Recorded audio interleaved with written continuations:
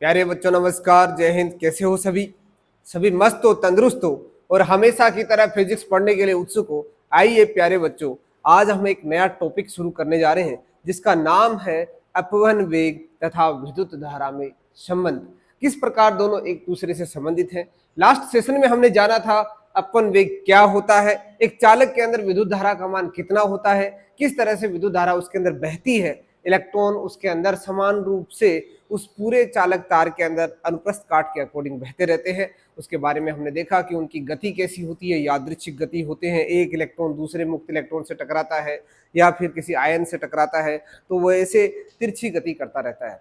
फिर हमने ये भी जाना कि एक टक्कर से दूसरे टक्कर के बीच का जो रास्ता होता है वो हमेशा सरल रेखा में होता है। मेरे दोस्तों, यदि उस रास्ते को हम देखें तो वो एक सरल रेखा में होता है, परंतु यदि कुल रूप से देखें तो उसका जो रास्ता होता है वो जिग जैग होता है, यादृच्छिक होता है, यानी टेढ़ा मेढ़ा जो रास्ता है वो होता है, क्योंकि यादृच्छिक गति होने के कारण ऐसा सब कुछ होता है। कभी इलेक्ट्रॉन जाएगा, इधर टकराएगा, फिर इधर मुड़ जाएगा, तो इस रास्ते को कैसा बोलते हैं? जिग जैग, टेढ़ा मेढ़ा रास्ता। ठीक है। अब हमने ये भी देखा कि यदि उस चालक तार के ऊपर कोई भी वोल्टेज नहीं लगाया जाता है, कोई भी विभवांतर नहीं आरोपित किया जाता है, यानी कोई भी विद्युत क्षेत्र नहीं लगाया जाता है, तो हम देखते हैं कि जो मुक्त इलेक्ट्रॉन होते हैं वो फिर भी चलते रहते हैं, पर औसत रूप से यदि उनके वेग की बात करें तो वो शून्य होता है, क्योंकि उनके वेग के जो घटक है वो एक दूसरे से निरस्त हो जाते हैं। कभी इलेक्ट्रॉन इधर जा रहा है टकरा कर, कभी इलेक्ट्रॉन इधर जा रहा है, कोई ना कोई ऐसी सिचुएशन बनेगी। जरूरी नहीं एक बार टक्कर ऐसे करता है तो वापस उसी रास्ते में रिट्रेस होता, नहीं। एक बार इधर गया, फिर इधर गया, हो सकता है उसके बाद इधर गया, तो वो दोनों एक दूसरे को क्या कर देंगे? कैंसिल कर देंगे। तो औसत रूप से मुक्त इलेक्ट्रॉन थ्योरी से ये माना गया है कि औसत रूप से जो वेग है इलेक्ट्रॉन का, जब विद्युत क्षेत्र आरोपित नहीं किया जाता है तो वेग शून्य होता है। परंतु हमने देखा कि जैसे ही उस तार के दोनों सिरों के मध्य विभवांतर आरोपित किया जाता है, यानी स्विच को ऑन किया जाता है, उस तार में से विद्युत धारा बहने लगती है। ये क्योंकि विद्युत ऊर्जा उन इलेक्ट्रॉनों को मिलेगी, तो वो इलेक्ट्रॉन क्या करेंगे? एक दिशा में क्या होंगे? ड्रिफ्ट होंगे, घसीटे जाएंगे। घसीटे जाएंगे तो एक उनकी निश्चित दिशा होगी, गति अब भी यादृच्छिक होगी, रैंडम मोशन होगी, परंतु अब एक दिशा में घसीटे जाएंगे। रास्ता वही रहेगा, टेढ़ा मेढ़ा रहेगा, परंतु वो रास्ता जो है एक तरफ घसीटा गया, यानी वो थोड़ा सा पहले की तरफ शिफ्ट हो गया। यानी हमने ये भी देखा कि एक रास्ता इस प्रकार है, अब इसको मैंने इस डायरेक्शन में घसीट लिया तो कैसा हो गया? यही रास्ता थोड़ा सा आगे की तरफ बढ़ गया। दिखने में अभी भी टेढ़ा मेढ़ा रास्ता है, परंतु अब औसत वेग हम शून्य नहीं बोलेंगे, क्योंकि अब ये इस दिशा में, एक निश्चित दिशा के अंदर इसका कुछ वैल्यू मिलने वाला है, जीरो नहीं मिलने वाला है मेरे प्यारे दोस्त। इस तरह से हम कह सकते हैं कि विद्युत क्षेत्र की उपस्थिति में उस चालक तार में एक दिशा में एक औसत वेग मिलता है और उसके कारण हमें विद्युत धारा का मान भी मिलता है। आइए उनके बीच में हम एक रिलेशन निकालना चाहते हैं, किस तरह से दोनों एक दूसरे से संबंधित होते हैं। दोस्तों, हम जैसे मैं मान के चलूं कि ये एक वायर है, इस वायर के अंदर की ये घटना है, ये इलेक्ट्रॉन इस वायर के अंदर चल रहा है। इलेक्ट्रॉन इस तरह से जिग जैग मोशन, टेढ़ी मेढ़ी गति करता रहता है। जब इसको विद्युत क्षेत्र लगाकर, यानी इसके सिरों के मध्य विभवांतर लगाया जाता है, इलेक्ट्रॉन विद्युत क्षेत्र की विपरीत दिशा में जाता है। ध्यान रखिएगा, इलेक्ट्रॉन किधर जा रहा है? इधर। तो विद्युत क्षेत्र किधर है? प्लस से माइनस, यानी माइनस इधर लगाना है। माइनस बैटरी का सिंबल आपने पढ़ा ही है 10th क्लास में। माइनस सिंबल यानी छोटा, बड़ा पॉजिटिव होता है। ये माइनस सिरा होता है, ये पॉजिटिव होता है। ठीक है। अब देखिए, मान लेते हैं कि इसकी जो लंबाई है वो प्यारे दोस्तों कैपिटल एल है। ठीक है। और इलेक्ट्रॉन जो है प्रत्येक टक्कर में T1, T2, T3 इस तरह से अलग अलग समय लेता है। तो मैं एक बार बात कर लेता हूं कि सपोज यहां से कुल समय, यहां से इस कोने से इस कोने तक पहुंचने में जो समय लेता है वो T लेता है। ठीक है। चलो तो देखते हैं। और विद्युत क्षेत्र का मान कितना है? E है। ठीक, माना n संख्या, स्मॉल n संख्या घनत्व वाले चालक तार में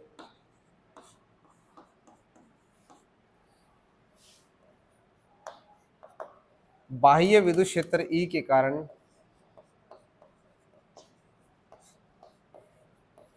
बाह्य विद्युत क्षेत्र E के कारण विद्युत धारा बह रही है। बाह्य विद्युत क्षेत्र E के कारण विद्युत धारा बह रही है। बाह्य विद्युत क्षेत्र E के कारण विद्युत धारा बह रही है। तो अब इसको देखो किस प्रकार हम करेंगे।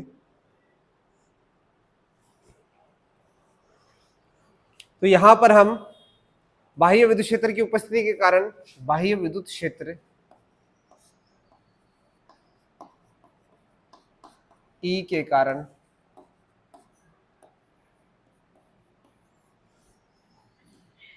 विद्युत धारा बह रही है। विद्युत धारा को मैं क्या लिख लेता हूं, I।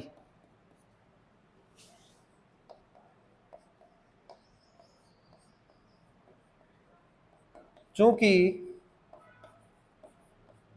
मुक्त इलेक्ट्रॉनों की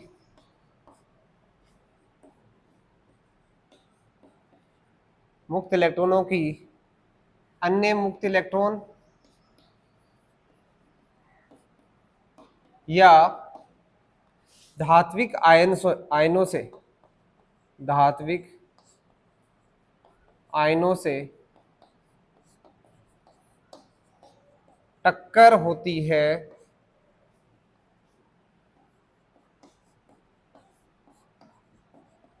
जिसके परिणाम स्वरूप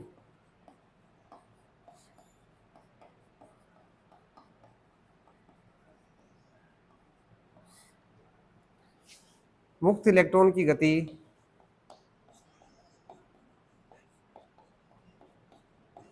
टेढ़ी मेढ़ी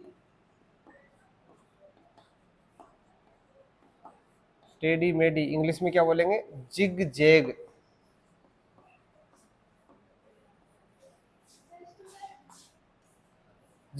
होती है। औसत रूप से विद्युत क्षेत्र की अनुपस्थिति में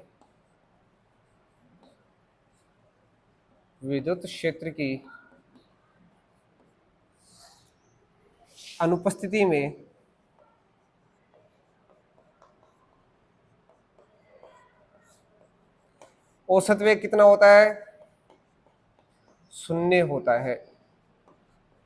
औसत वेग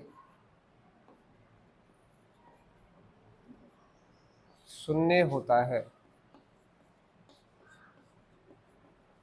परंतु विद्युत क्षेत्र आरोपित करने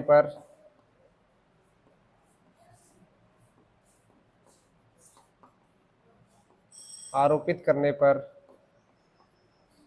ये मुक्त इलेक्ट्रॉन विद्युत क्षेत्र की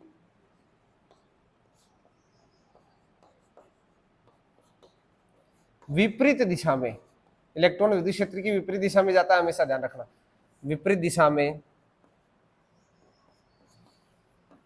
घसीटे जाते हैं। किसके कारण, विद्युत बल के कारण घसीटे जाते हैं। अतः औसत वेग प्राप्त होता है।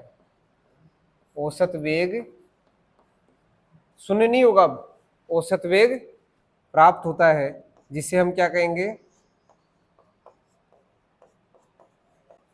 जिसे अपवहन वेग कहा जाता है। अपवहन वेग यानी बाह्य विद्युत क्षेत्र की उपस्थिति में जो औसत वेग है वो 0 नहीं होगा, जिसे हम क्या कहेंगे, अपवहन वेग कहा जाता है। वेग बराबर क्या होता है, दूरी बटा दूरी कितनी है, लंबाई L, समय ले लेता है T।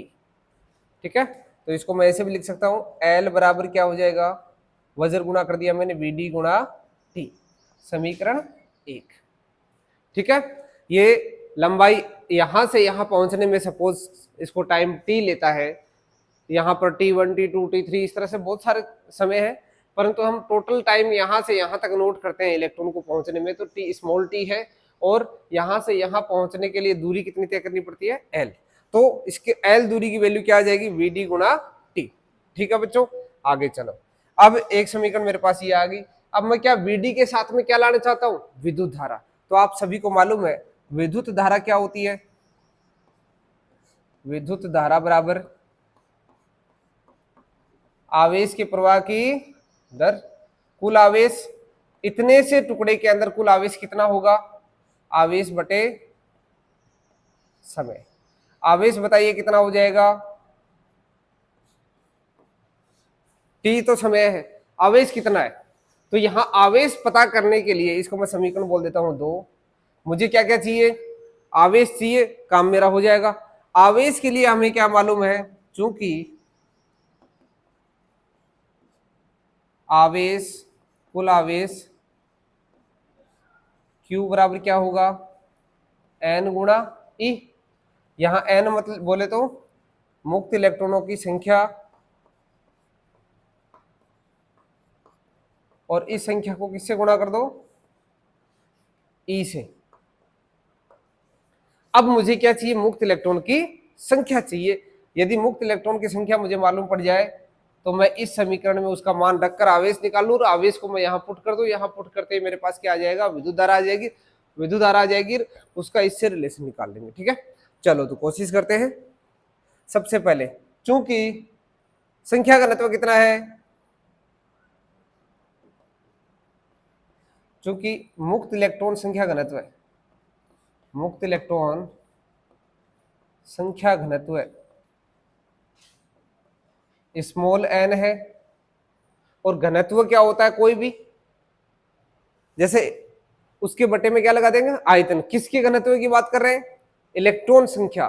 तो इलेक्ट्रॉन संख्या, संख्या घनत्व बराबर क्या लिख सकता हूं बच्चों, संख्या घनत्व बराबर, संख्या घनत्व मैंने स्मॉल एन बोला है, इलेक्ट्रॉन की संख्या,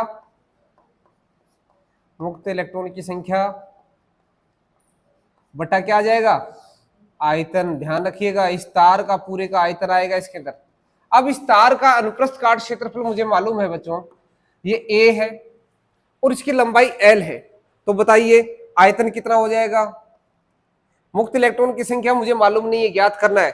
संख्या घनत्व मुझे मालूम है, तो बताइए मुक्त इलेक्ट्रॉन की संख्या क्या हो जाएगी, यहां से मुक्त इलेक्ट्रॉन संख्या बराबर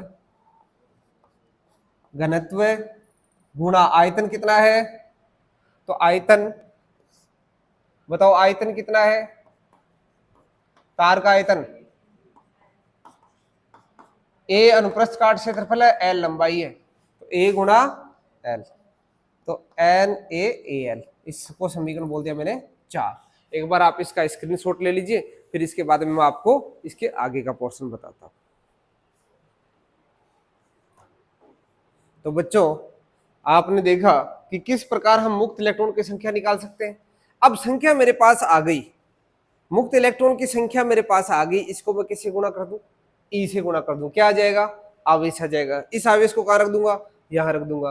टी का क्या लगा दूंगा, भाग, क्या आ जाएगा, विद्युत धारा आ जाएगी। देखो यही तो चाह रहे थे हम, विद्युत धारा है ना। तो देखो सबसे पहले इक्वेशन 4 को, समीकरण 4 को किस में रखें बताओ, ये मुक्त इलेक्ट्रॉन की संख्या को किस में रखना पड़ेगा, समीकरण 3 में रख देंगे। समीकरण 3 में रखने पर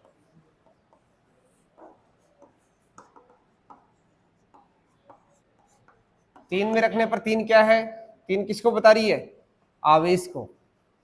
तो आवेश Q बराबर मुक्त इलेक्ट्रॉन की संख्या कितनी है, NaL, और साथ में क्या लग गया, E लग गया। ठीक है, NaLE। अब इस मुक्त आवेश, इस आवेश को मैं कहां रख दूं, विद्युत धारा के समीकरण में रख दूं। तो इसको मैं समीकरण बोल दूं 5। 5 को, समीकरण 5 को किस में रख दूं बताइए, 2 में रखने पर, समीकरण 2 में रखने पर, समीकरण 2 में रखने पर आई क्या बन जाएगा, आई बराबर एन ई को पहले ले आता हूं, ए को पहले ले आता हूं, एल बटा टी, एल बटा टी। अब आपको मालूम है समीकरण एक क्या कहता है, चूंकि समीकरण एक से l is equal to v d गुणा टी, इसको मैं यहां रख दूं तो क्या हो जाएगा, n e a v d गुणा टी बटा टी, टी से ये क्या आ गया, यही तो पूछना चाह रहा है, ये सही है क्या बात, यही पूछ रहा है क्या, किसके बीच में संबंध पूछ रहा है, विद्युत धारा और अपवने वेग के बीच में, यानी विद्युत धारा का मान अपवन वेग के बढ़ने से बढ़ता है। समझ गए आप बात, अपवन वेग जितना ज्यादा होगा विद्युत धारा का मान उतना ही ज्यादा होगा, चालक तार उतना ही अच्छा होगा। ये अपवन वेग जो है ना, ये चालक पदार्थ पर भी बहुत ज्यादा निर्भर करता है, क्योंकि यहाँ पर चालक पदार्थ सोना चांदी आप जो भी ले रहे हो, अपवन वेग क्या होगा, कितने विद्युत क्षेत्र से आप उसको खींच रहे हो, तो उसके अंदर एक नियतांक आता है, आगे पढ़ेंगे हम, उसके अंदर गतिशीलता भी आएगी, गतिशीलता पर निर्भर करता है। ठीक है, इतना एक बार छाप लीजिए। तो बच्चों नेक्स्ट टॉपिक है हमारा गतिशीलता।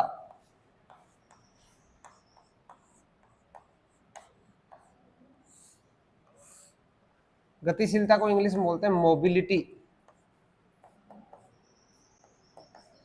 और जो वर्ड मोबाइल बना है ना वो इसी से, मोबाइल यानी गतिशील रहने वाला, एक जगह से दूसरी जगह चलता फिरता जो टेलीफोन है उसे हम क्या कहते हैं, मोबाइल कहते हैं। मोबाइल को आप कहीं पर भी ले जा सकते हो, किसी भी जगह ले जा सकते हो। तो मोबिलिटी यानी मुक्त इलेक्ट्रॉन जो है वो कितना आसानी से उस धातु के अंदर एक जगह से दूसरी जगह जा पाता है, वही क्या है, मोबिलिटी है। तो इसको कैसे परिभाषित करेंगे, इसका सूत्र होता है mu is equal to v d upon e. तो एकांक विद्युत क्षेत्र में, एकांक विद्युत क्षेत्र लगाने पर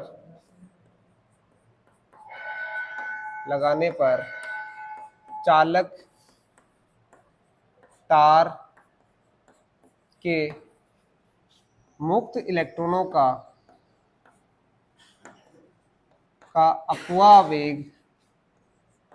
अपवहन वेग क्या कहलाता है, गतिशीलता कहलाती है। अपवहन वेग गतिशीलता कहलाती है। यानी सीधे सीधे तौर पे हमारे क्या समझ में आया, यानी हमने विद्युत क्षेत्र एक निश्चित मान लगा रखा है, सोने का तार ले लिया, चांदी का तार ले लिया, हमने तांबे का तार ले लिया, एल्यूमिनियम का तार ले लिया, कौन से धातु के तार के अंदर उसका अपवहन वेग ज्यादा है तो उसमें गतिशीलता क्या होगी, ज्यादा होगी। तो उसी आधार पर हम क्या कहते हैं कि चांदी का तार तांबे के तार से क्या है, अच्छा है। किस लिए अच्छा है, चालकता के टर्म्स में अच्छा है, क्योंकि उसकी गतिशीलता क्या है, ज्यादा है, तो गतिशीलता कहलाती है।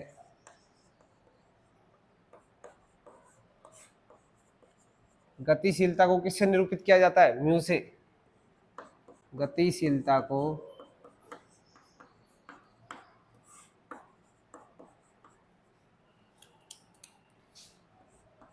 म्यू से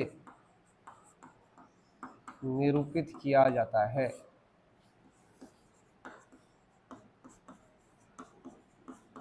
इसका मात्रक क्या होगा बताइए,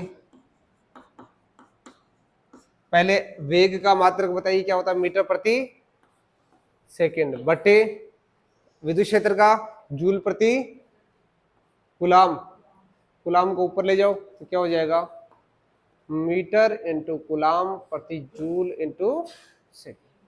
कैसे बना सकते हो मात्रक कई प्रकार से, जैसे जूल में भी आप और लिख सकते हो इसको, है ना, और वीमा लिखें तो तथा वीमा क्या हो जाएगी,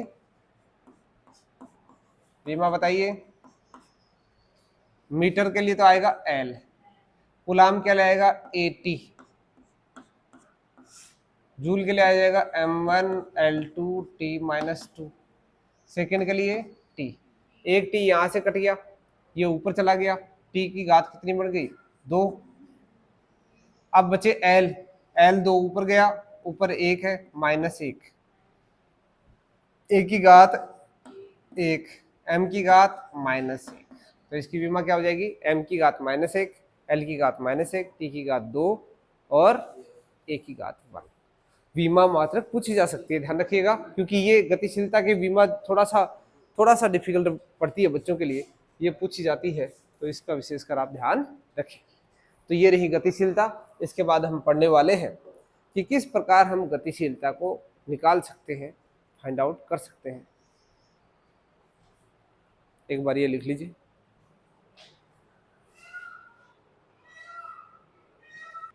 तो इसमें थोड़ा सा चेंज है। चेंज क्या है, यहाँ जूल ना होकर यहाँ क्या है न्यूटन, न्यूटन प्रति कूलाम। जूल पर कूलाम तो किसके लिए होता है, विभवांतर के लिए। और यहाँ पर क्या बताया गया आपको, विद्युत क्षेत्र, तो विद्युत क्षेत्र के लिए हो जाएगा न्यूटन प्रति कूलाम, न्यूटन इंटू सेकेंड। और यहाँ m1L1T-2, L1 से L1 कट गया, ये L0 हो जाएगा, T2 हो जाएगा, A1 हो जाएगा।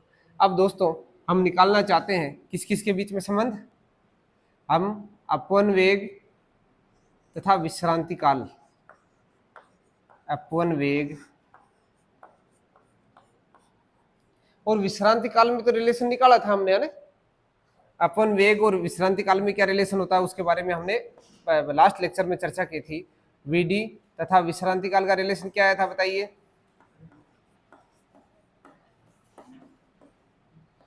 विश्रांति काल के मध्य संबंध निम्न प्रकार है, क्या है, वीडी इक्वल टू क्या पढ़ा था हमने, -E/τ/m पढ़ा था ना, लास्ट लेक्चर के अंदर था। अब हम क्या करते हैं, इसका मैग्नीट्यूड लेते हैं, मापांक, और मापांक कितना आ जाएगा E/τ/m। इसको समीकरण में 1 बोल देता हूं, इसको समीकरण क्या बोलता हूं 2। 2 को किस में रख दो, 1 में रख दो, तो 2 को समीकरण 2 को समीकरण 1 में रखने पर क्या बन जाएगा बच्चों, mu is equal to, v d कितना है E/τ/m अपॉन ई कितना नीचे ई है, ई से ई गया, क्या बढ़ गया, mu is equal to E/τ/m। ये आ गई गतिशीलता किसकी, ध्यान रखिएगा, किसकी गतिशीलता है ये, उस मुक्त इलेक्ट्रॉन की जो उस धातु के अंदर चलना चाहता है। यदि इसको हम माइनस की टर्म्स में लिखना चाहो तो यहाँ माइनस की टर्म्स में लिखेंगे तो क्या आ जाएगा, यहाँ माइनस रहेगा, यहाँ फिर माइनस रहेगा, यहाँ फिर माइनस रहेगा, ठीक है। मैग्नीट्यूड में बात करो तो आप ऐसे, और डायरेक्शन में बात करो तो माइनस के साथ आ जाएगा, ठीक है। ये हमारा रिलेशन रहेगा, बहुत बहुत इंपॉर्टेंट है। ये सारे जो फॉर्मूले हैं ये बड़े काम के हैं, ये आपको बहुत जगह काम में आने वाले हैं। इसको भी आप स्टार लगा लो, ये भी काम में आने वाला है। एक ये फॉर्मूला, एक ये फॉर्मूला। अब आगे हम पढ़ने वाले हैं किस प्रकार किसी धातु के अंदर प्रतिरोध आता है, प्रतिरोधकता आती है, चालकता आती है। हम किस आधार पर कहते हैं कि सोने का तार अच्छा है, चांदी का तार अच्छा है तांबे के तार से, या एल्यूमिनियम के तार से तांबे का तार अच्छा है, तांबे के तार से चांदी का तार अच्छा, किस आधार पे कहते हैं, है ना। तो वो सारा उसके अंदर की बेसिक फिजिक्स क्या होती है उसको हम जानने की कोशिश करेंगे। एक बार आप इसको पूरा का पूरा स्क्रीनशॉट ले लीजिएगा। देखो बच्चों, हम अब जो टॉपिक पढ़ने वाले हैं वो क्या है, ओम के नियम की व्युत्पत्ति। ये नियम क्या कहता है, 1826 ईस्वी में ओम ने एक डिस्कवरी की, एक नियम दिया। उनके अकॉर्डिंग एक चालक तार है, उसके ऊपर यदि हम विभवांतर आरोपित करें तो विभवांतर जैसे जैसे बदलता जाता है, वोल्टेज की वैल्यू जैसे जैसे बढ़ती जाती है, विद्युत धारा का मान भी उससे जब प्रवाहित होती है तो उसका मान भी बढ़ता जाता है। यानी जैसे जैसे विभवांतर बढ़ेगा विद्युत धारा का मान भी क्या होगा, बढ़ता जाएगा। जैसे ही यहाँ से दोनों के बीच का समानुपाती चिन्ह हटाते हैं तो यहाँ पर एक नियतांक आ जाता है, और वो जो नियतांक होने वाला है उस नियतांक का नाम ही प्यारे बच्चों क्या है, आपने तो काफी अच्छे से पढ़ा है, उसे ही कहते हैं हम प्रतिरोध। यहां से समानुपाती चिन्ह हटती एक नियतांक आता है, इस नियतांक को हम क्या कहते हैं, प्रतिरोध। यही क्या है बच्चों, प्रतिरोध, रेजिस्टेंस, इंग्लिश में बोलते हैं इसे रेजिस्टेंस। अब ये जो रेजिस्टेंस है ये चालक तार के, ये किस किस पर निर्भर करता है, ये तार की लंबाई तथा क्षेत्रफल, अनुप्रस्थ काट क्षेत्रफल पर निर्भर करता है। लंबाई तथा अनुप्रस्थ काट क्षेत्रफल पर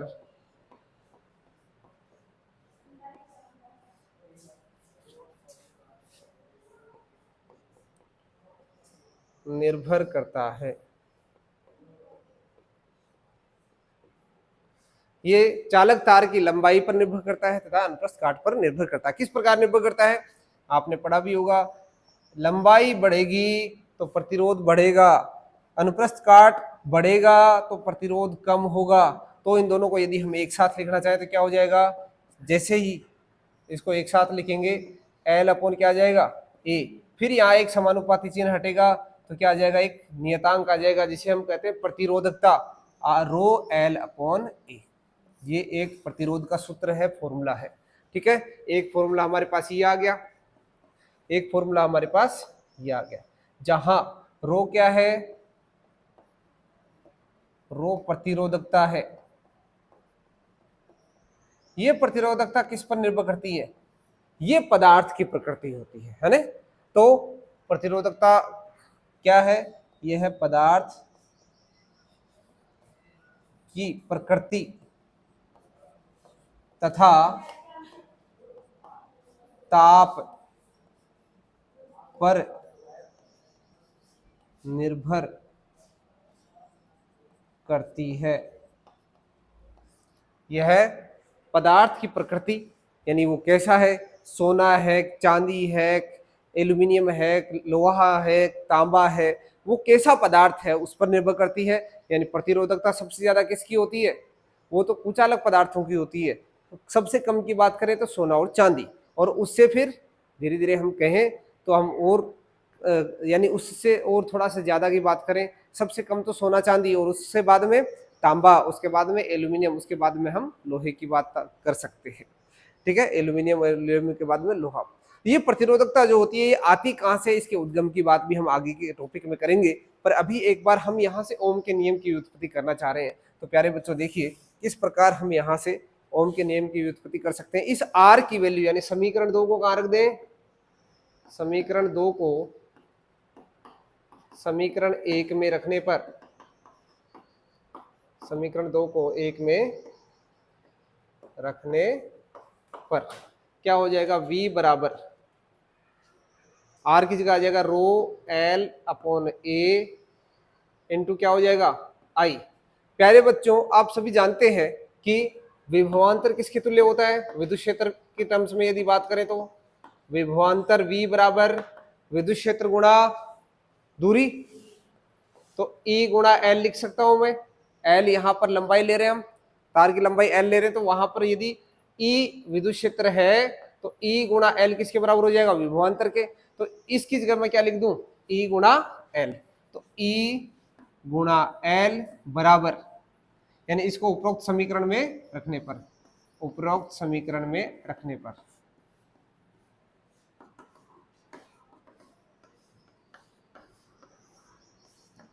तो ये हो जाएगा रो L अपॉन A गुणा I। यहां से बच्चों L से L कट गया, कट गया। I अपॉन A क्या होता है, चूंकि धारा घनत्व क्या होता है, बताओ, धारा घनत्व पढ़ा था हमने कल, J से लिखा जाता है I बटे A। तो यहां से E गुणा रो I बटा A क्या बन गया, इस I बटा A को क्या लिख दूं मैं, J। तो ये हो जाएगा रो इंटू J। ये है ओम का नियम, कौन सा, चालकता वाला। अब इस 1 बटा रो को हम क्या बोलते हैं, 1 बटा जो रो है वो होता है सिग्मा, जिसे हम कहते हैं चालकता। इसकी परिभाषा भी आपको मैं अलग से और लिखा दूंगा। तो यहाँ इस रो को नीचे ले जाओ, इस रो को ई के नीचे ले जाएंगे तो क्या बन जाएगा, जे बराबर क्या हो जाएगा, सिग्मा ई। ये है काम का, बड़ा काम का है, ये हम आगे भी यूज करने वाले हैं। इसके ऊपर स्टार जितना लगाओ उतना ही क्या है, कम। तो ये है ओम का नियम। कौन सा, चालक के चालकता पर आधारित जो ओम का नियम है वो ये वाला है। ये भी ओम का नियम है और ये भी ओम का नियम। ओम का नियम ये भी है और ये भी है। ये चालकता पर आधारित ओम का नियम है। पदार्थ के अंदर इलेक्ट्रॉन जब चलता है तो वहां ओम ने क्या बताया कि इलेक्ट्रॉन किस प्रकार चलता होगा, यानी उसकी चालकता क्या है, उसके आधार पर यदि ओम ने जो बताया है वो वाली बात वो है, और ये उसमें प्रवाहित होने वाली विद्युत धारा के आधार पर आधारित है। तो ये हमारे पास दो नियम है ओम के नियम। तो अब बच्चों एक नया टॉपिक है, टॉपिक का नाम है प्रतिरोधकता का उद्गम। वेरी वेरी इंपॉर्टेंट है, इसको आप जितना इंपॉर्टेंट मान सकते हो ना उतना इंपॉर्टेंट है। प्रतिरोधकता का उद्गम, ओरिजिन ऑफ रेजिस्टिविटी।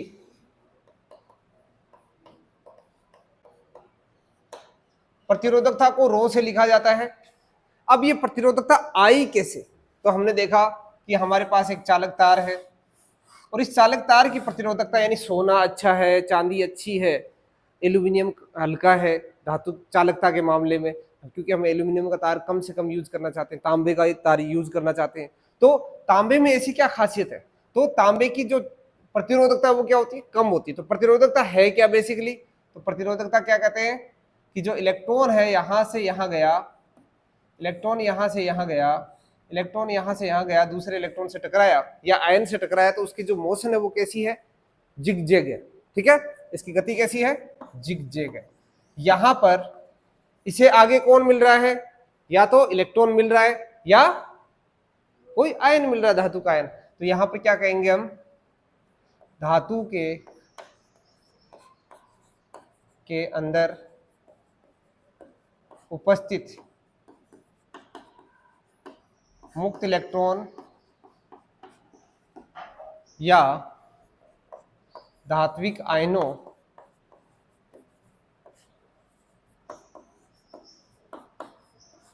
से मुक्त इलेक्ट्रॉन की टक्कर के कारण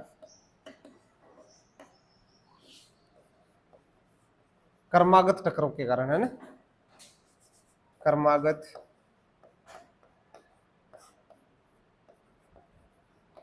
टक्करों के कारण प्रतिरोधकता का उद्गम होता है।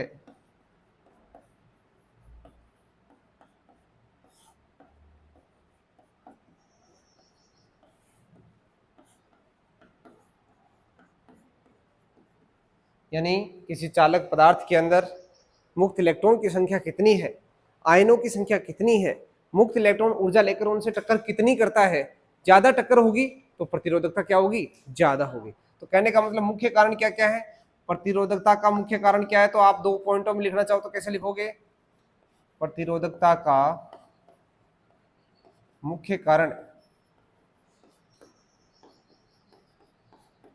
पहला इलेक्ट्रॉन इलेक्ट्रॉन टक्कर, इलेक्ट्रॉन कौन सा है, ये मुक्त इलेक्ट्रॉन, ध्यान रखना। दूसरा इलेक्ट्रॉन आयन टक्कर, ये दो टक्कर है, उनके फलस्वरूप यहां पर प्रतिरोधकता आती है। अब प्रतिरोधकता जो है,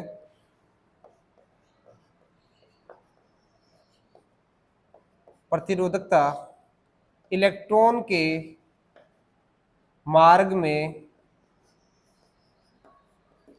आई बाधा को ही, इलेक्ट्रॉन के मार्ग में आई बाधा को ही प्रतिरोधकता कहते हैं। प्रतिरोधकता रो कहते हैं। इसका मात्रक क्या होता है, इसका मात्रक ओम इंटू मीटर होता है। विमा भी निकाल लोगे इसकी, विमा आप लोग निकाल लेना। अब मैं इसके उद्गम की बात करता हूं। हमने क्या पढ़ा है अभी, हम सभी जानते हैं कि J इक्वल टू क्या होता है, सिग्मा ई होता है, ठीक है। हमने इससे पहले क्या पढ़ा था, I इक्वल टू क्या होता है, n e a v d, याद रखना सारे के सारे। I इक्वल टू होता है n e a v d. इस I को मैं यहाँ A को मैं क्या ले आऊं, इसके नीचे ले आऊं, तो पहले इसको मैं मिटा देता हूं एक बार नीचे वाले को। इस A को मैं इधर नीचे ले आऊं तो क्या बन जाएगा, I अपॉन A क्या बन जाएगा बच्चों, एन ई वी डी। ये क्या बन गया, J बराबर एन ई वी डी। एक चीज आपने ये पढ़ी थी, VD बराबर क्या होता है, VD बराबर क्या पढ़ा था अभी आज ही, म्यू ई वाला, ठीक है। तो यहां पर रख दो एन ई म्यू ई। चूंकि J बराबर सिग्मा ई ओम के नियम से है ना, तो यहां सिग्मा ई रखने पर क्या बढ़ जाएगा, एन ई म्यू ई, ई से ई कट गया, तो सिग्मा की वैल्यू क्या आ गई, एन ई। चूंकि ये भी इंपॉर्टेंट है, इसको भी याद रखना, चूंकि म्यू बराबर हमने क्या पढ़ा था, ई टाउ अपॉन एम, है ना, तो ये यहां रख दो, तो सिग्मा क्या बन जाएगा, n e tau upon m, तो ये बन जाएगा एन ई स्क्वायर टाउ बटे क्या आ जाएगा, एम आ जाएगा। ये है वेरी ये है चालकता। हम क्या चाह रहे हैं, प्रतिरोधकता, और चालकता और प्रतिरोधकता क्या होती है, एक दूसरे की उल्टी होती है। प्रतिरोधकता बराबर क्या होता है, 1 बटे चालकता। प्रतिरोधकता बराबर क्या होता है, 1 बटे चालकता। चालकता को मैंने लिख दिया सिग्मा, तो सिग्मा बराबर क्या हो जाएगा, सिग्मा तो अपने को मालूम है, तो रो क्या हो जाएगा, इसका उल्टा, और इसका उल्टा क्या होगा, एम ऊपर चला जाएगा, एन ई स्क्वायर टाउ आ जाएगा नीचे। वेरी इंपॉर्टेंट, ये डेरिवेशन एग्जाम में बहुत बार पूछा गया है, आपको इसका विशेषकर ध्यान रखना है। बस सिंपल से आपको फॉर्मूले हैं वो याद रखने हैं। आपने पहले जो इससे पहले जो डेरिवेशन किया है, हमने यहाँ पर क्या क्या यूटिलाइज किया है, यहाँ हमने गतिशीलता की परिभाषा को काम में लिया है, यहाँ हमने ओम का नियम काम में लिया है, और यहाँ पर हमने विद्युत धारा और अपवन वेग के बीच के संबंध को काम में लिया है। तीनों को काम में लेकर फिर हमने इसको व्युत्पत्त किया है। तो आप इस तरह से डेरिवेशन का ख्याल रखना और इसके बारे में ये कुछ लिख लेना। एग्जाम में बहुत बार पूछा गया है कि प्रतिरोधकता के उद्गम को समझाइए। ध्यान रखना बच्चों कि यदि ये बड़े क्वेश्चन में आए तो आप इस आई का डेरिवेशन भी करके आना है। आई का डेरिवेशन जो आपने कर रखा है, अपन वेग और विद्युत धारा के बीच में संबंध, उसको भी व्यक्त करना है, और उसके बाद का ये वाला डेरिवेशन करना है। क्योंकि आप वहां आई डायरेक्ट पुट मत कर देना, क्योंकि यहाँ तो हमारे पास आई डायरेक्ट वैल्यू है, हमने वहां से पिक कर लिया, पर ये आई आया कैसे, तो उसके भी हमारे 4-5 डेरिवेशन है, 4-5 लाइन है, सॉरी 4-5 लाइन है, उनको पहले आप एक बार लिख लेना, उसके बाद में आप इसके बारे में बता देना। यहाँ इसकी लंबाई इतनी है, इसका अनुप्रस्थ काट ये है, इसमें नंबर ऑफ इलेक्ट्रॉन ये है, मुक्त इलेक्ट्रॉनों की संख्या निकाल लेते हैं धारा घनत्व से, फिर उन आवेश बटा आवेश निकाल लेते हैं, आवेश बटा समय कर देते हैं, हमारे पास विद्युत धारा का मान आ जाता है। वो थोड़ा सा पोर्शन जो हमने आज डिस्कस किया है इस लेक्चर के अंदर स्टार्टिंग में, उसको पहले देख लेना, उसको अच्छे से एक बार आप पुनरावृत्ति कर लेना, अच्छे से रिवाइज कर लेना, जिससे आपका ये टॉपिक गलत नहीं हो। बहुत इंपॉर्टेंट है आज की जो क्लास है आपके लिए, वास्तव में इस चैप्टर का सबसे बड़ा इंपॉर्टेंट पोर्शन है, इसमें सारा मैंने इंक्लूड करके आपको बताया है। तो बच्चों इसको आप अच्छे से रिवाइज कर लीजिए और मिलते हैं नेक्स्ट वीडियो के अंदर। जय हिंद, शुक्रिया।